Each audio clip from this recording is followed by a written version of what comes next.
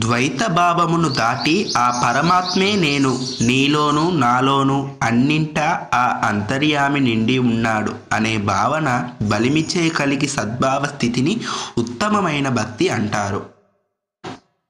నామరూపముల దృష్ట్యా సముద్రము వేరు, తరంగములు వేరు. కానీ రెండింటికి ఆధారమైన నీటి దృష్ట్యా చూచిన రెండూ నీరే.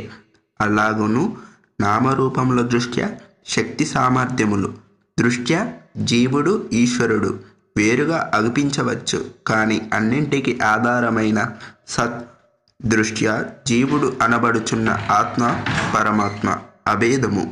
నీటికి వేరుగా సముద్రము తరంగముల యొక్క ఉనికి లేదు. నీటికి తీసివేసిన సముద్రము ఎక్కడా, తరంగములు ఎక్కడా? నీటికి అన్యముగా వాటికి ఉనికే లేదు. మరి ఒక విధముగా చెప్పవలెనన్నా నీరే సముద్రముగా తరంగములుగా అగిపిస్తున్నది. అదే విధముగా ఉన్నది సత్ ఒక్కటే ఉన్నది. అదే జీవ జగత్తులుగా ఈశ్వరునిగా గోచరిస్తున్నది.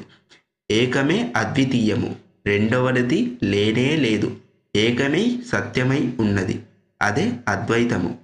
ఈ విధముగా అభేద భావనను చింతన చేయుట వలన సాధకుని మనస్సు ఆ సత్యమునంద నిలిచి భావశూన్య స్థితిని పొందుతుంది.